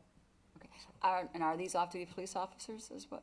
Off-duty, all off-duty Joliet Police and off-duty county and off-duty state. And then, there's going to be private security as well to help us out. Okay, thank you. Any, okay, so private duty to help you guys, any private duty medical personnel? Yes. There's an outside group for that as well? besides- AeroCare. Okay. I saw that, but I just wanted to confirm. Thank you. Anybody else? Two questions. One is, we're 2 weeks out. What's ticket sales look at currently? I'm just curious. Generally, we don't like to publicize the ticket sales before the event. I'd like to say that we're respect that. tracking towards the 30,000. Thank you. Second question is for staff. With an event at this magnitude, what process does the city currently have to collect sales tax on the consumer goods and the shirts and whatnot that's being sold inside the grounds? Yeah, we'll follow the same protocol that we do for the Chicagoland Speedway events, and there they have substantial retail sale activity. So we'll be working, we'll be present there every day, and following, there'll be a form that'll be filed indicating net gross sales, and then applying the home rule sales tax to that, and of course there's a state sales tax too that'll be collected. So it's one of the attractions of this event. We don't know how to predict the sale of merchandise at this point, but we'll certainly look at it afterwards and report back to you. It's a nice economic opportunity for us on sales tax, hotel tax. The restaurants should be busy for some people that may arrive early or catch breakfast on the way home. And certainly thank Scott Paddock and his team, because trust us, there are other venues in the Chicago area that wanted this event. And Scott had to go after it very aggressively and worked with us on doing that, because there are places easier to get to for Chicago residents, but we think this is a great opportunity to showcase Chicagoland Speedway and give it another opportunity to shine in the public. One more question, if you don't mind. This is the last one. Sure. First of all, there may be other venues in the Chicagoland area that wanted it, but you folks chose the best venue. There's no venue better, trust me. And my question was on, geez, and I lost the question. 2 years. First time in 2 years I can't talk. But, I could respond just for a Make a note, second. make a note. And give you, for us, our experience in Las Vegas is that speedways are a fantastic place to host our event. If I didn't make it crystal clear, we use the infield. We don't use the grandstands. The camping will be outside, but people aren't set up in the seats. They're walking around on the infield. And what we love about the speedways is these venues are built to handle large crowds. And what we love about communities that have the speedways is the fact that they're already used to this.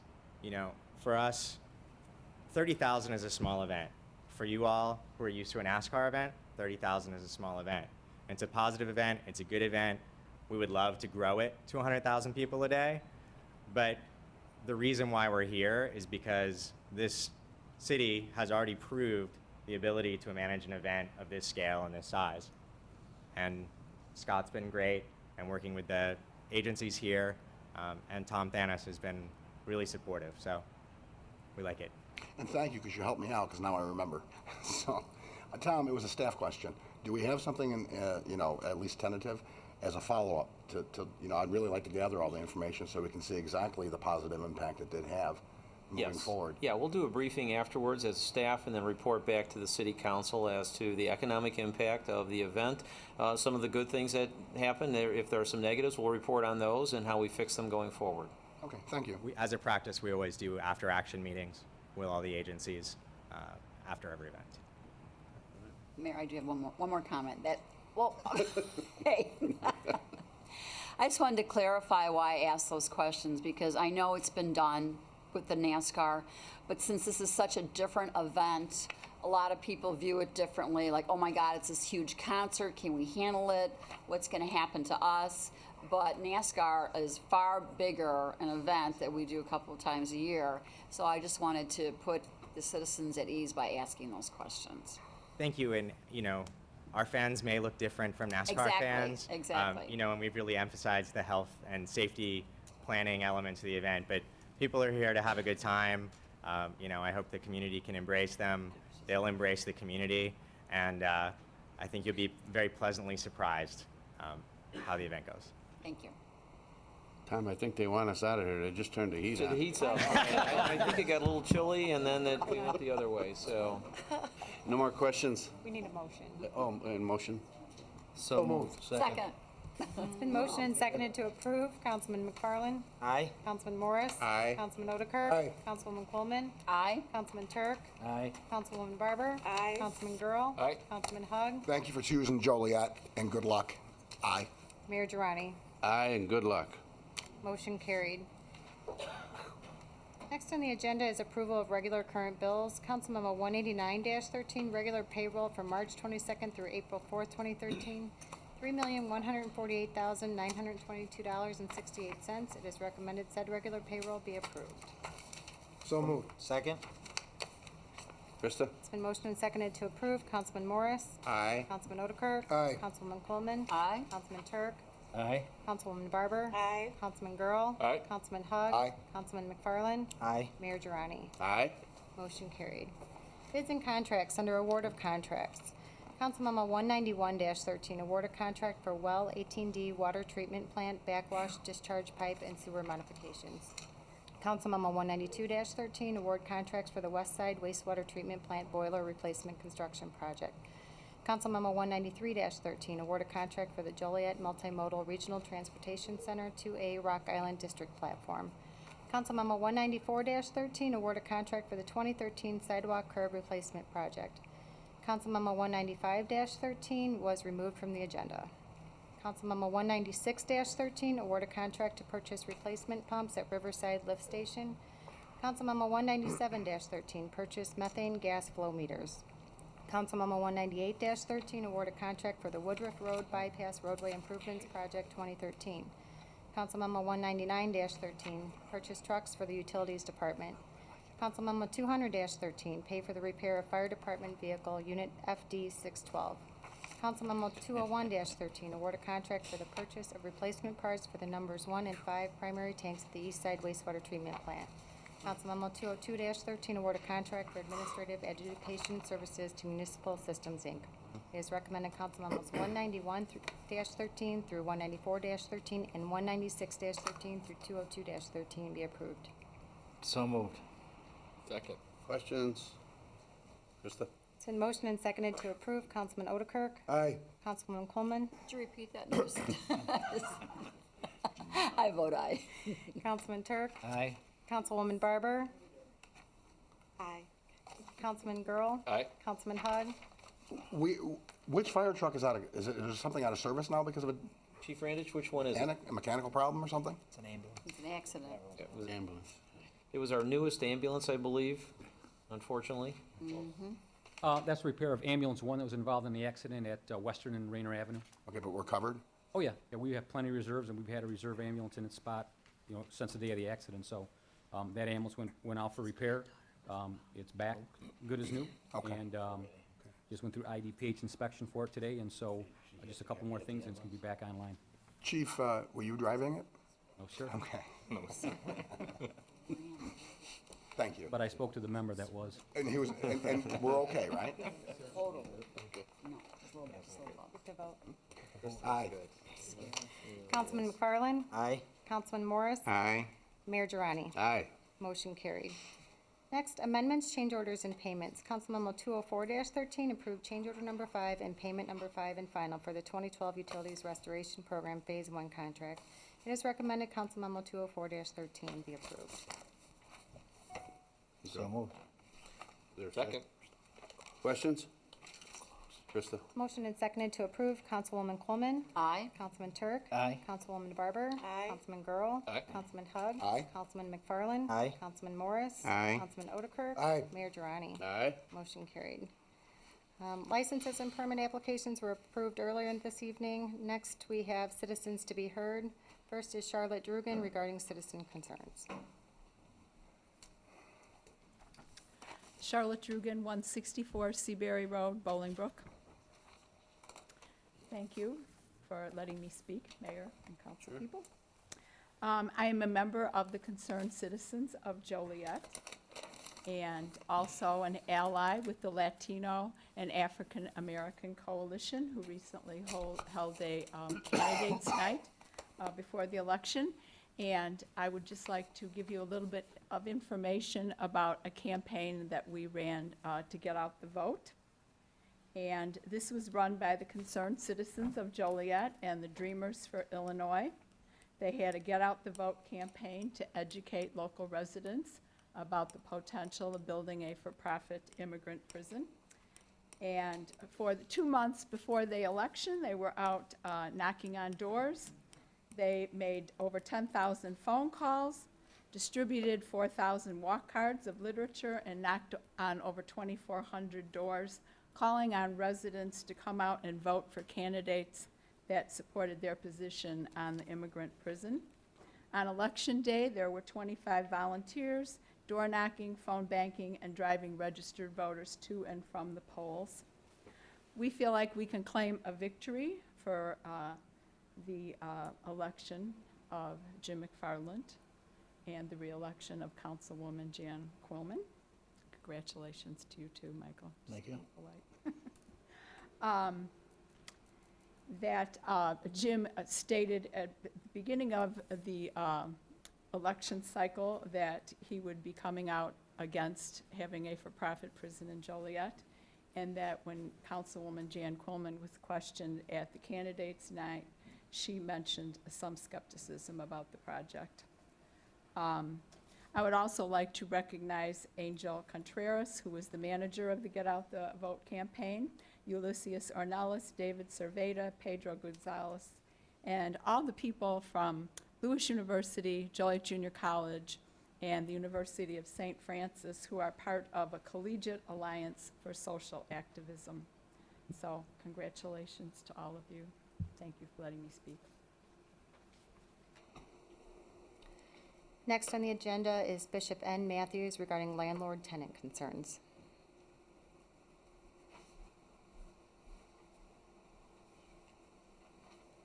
Good day, and may God bless you all councilmen and mayor, I believe he's absent. Sir, name and address, please. I got the name, but the address? I apologize. My name is Nathaniel Matthews, pastor of Way of Life Holiness Church. Also, I'm part of the Citizen for Progress in Joliet. And but what I'm here for today was I had some problems. Address, please, sir. Address. Beg pardon? Your address? Oh, 201 Bradford Road. Thank you. Yeah. I've had some problem regarding tenant landlord and some serious concern.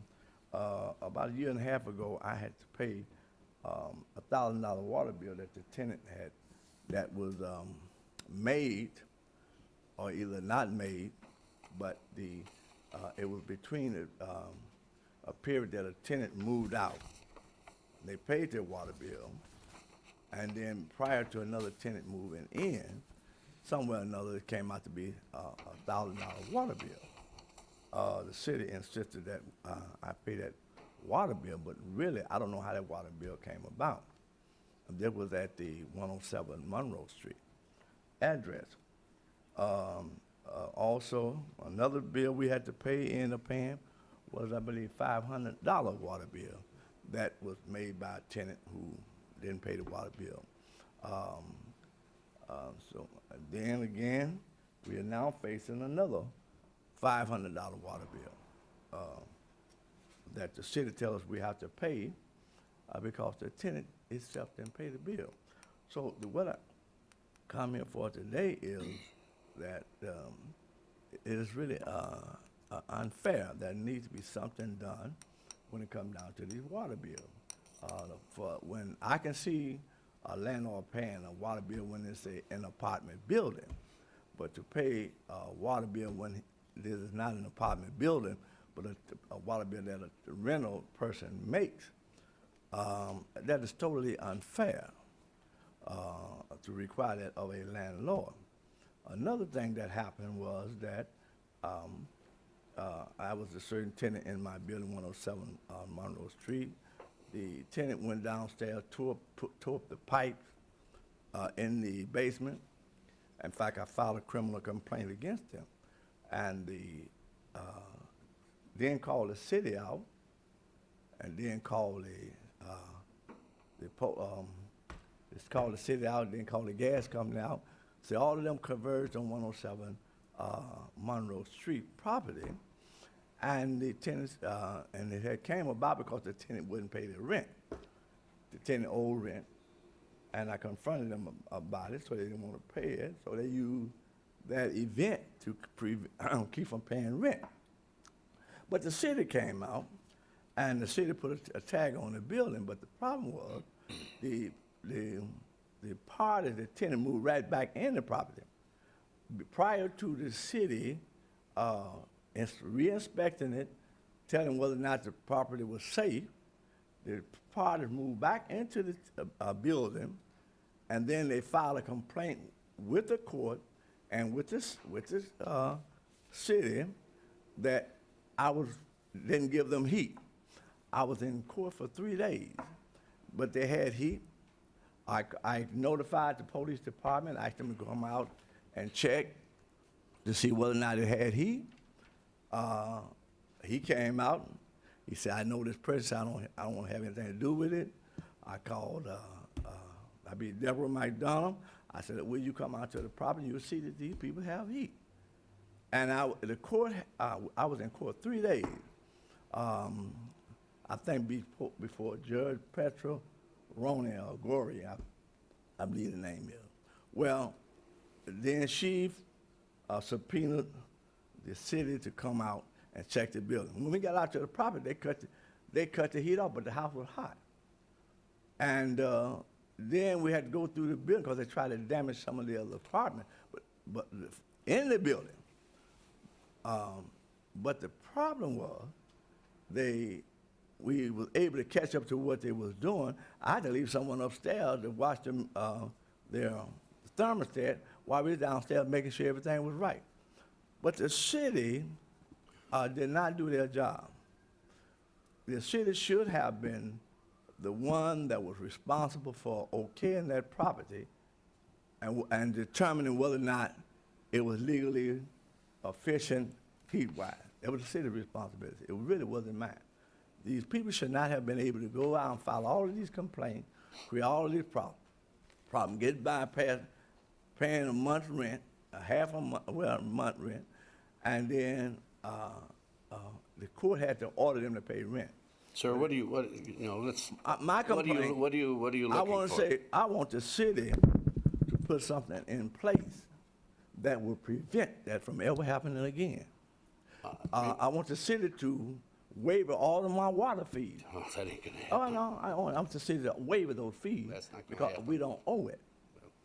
Well, I'll do something because we don't owe the fees. Well, I suggest that you do a little background check before you. Well, sir, since we didn't, I mean, it's hard, you know, we talk about that, but it's hard to do that.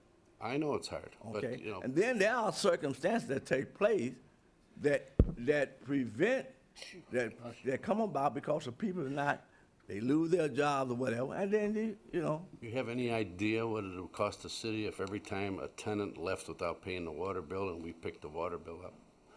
I'm sorry, that's not gonna happen. Tom, you wanna address this? But it should happen, because that needs to happen. Mr. Mayor, members of the council, the staff and I have reviewed the 8 accounts that are in Mr. Matthews' names.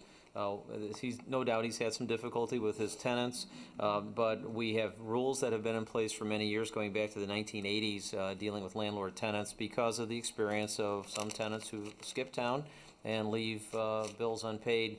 and ultimately the responsibility is that of the owner. I'm confident that the staff has done all it can to try to accommodate Mr. Matthews. I know he disagrees with us on this one, but I do believe we've treated this as we treat all the other landlord-tenant relationships where there's a water bill dispute, and ultimately it is the landlord's responsibility. So I know the staff would be happy to meet with Mr. Matthews or Bishop Matthews again, but I don't think he likes our answers, so that's why he's coming to you. My recommendation, though, is to let this take its course, and then if there's a problem that needs to be revisited by the council, we'll bring it back to you, but I think this needs to be treated like all the others. Thank you. I have one question, one statement. Why should people walk away owing a water bill and it's not held against their credit, but it's placed against the landlord's credit? Yeah, and we can talk about that, and I'll be happy to meet with you a little later this evening. But ultimately, it's it's a business, and the landlord is responsible. So I think the mayor made a good point. For us to be chasing tenants, it's difficult. One other question. Then does the landlord have the right to say, these people are not paying their water bill, I want it terminated? Yeah, Does actually, he have that right? It's a issue of forcible entry and detainer and some of the other. Mr. Mayor, members of the council, over the years, we've had a pretty consistent policy with how to administer water billing for landlords and tenants. And generally, we provide the tenant an opportunity to establish a water account in his or her name. Once there's a point of collection difficulty, we have established a system of notifying the landlord, because under state law, the landlord is ultimately responsible for a municipal water bill that remains unpaid. I don't know if Bishop Matthews has taken advantage of this.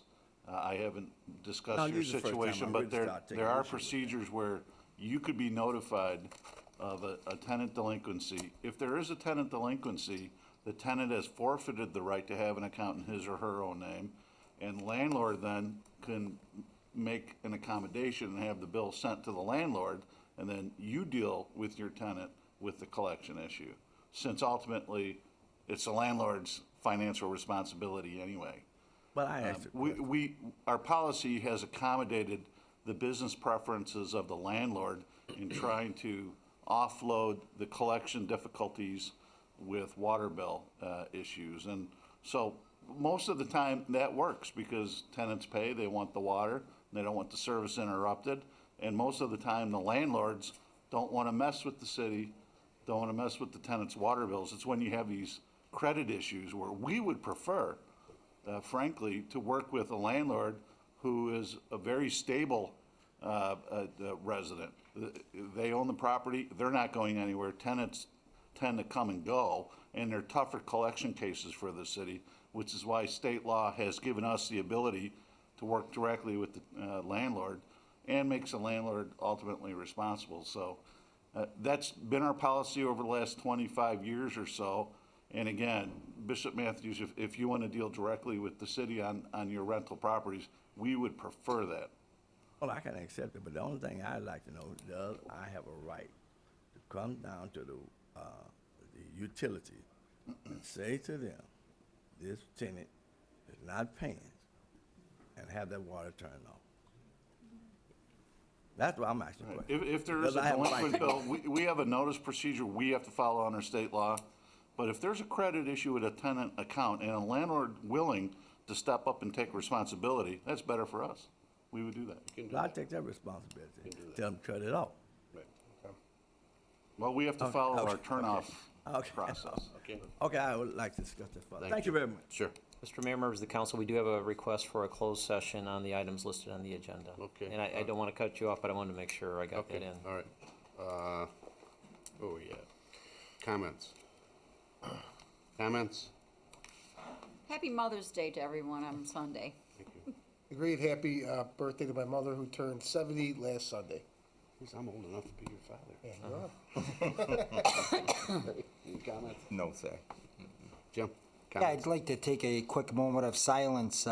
Over the weekend, we lost a 60-year business owner in downtown Joliet, Mr. Bob Casanova, who passed away at 96 and a half years old. So I'd like to take a moment of silence for one of our business pillars here.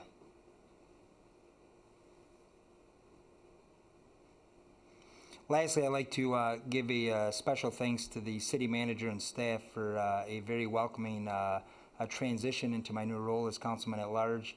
It's been very smooth. I'd like to thank the staff, especially the city clerk, in getting me up to speed on the processes and the way things operate. Also to Councilman Turk and embracing me this morning at 7:15 a.m. And my first committee meeting. So thank you all and kudos to the staff. First, I guess I'll follow suit on Councilman Odekirk and wish my mother happy birthday on May 6th. And then kind of illustrate something I had brought up a while back. We've instituted at the CTIS committee.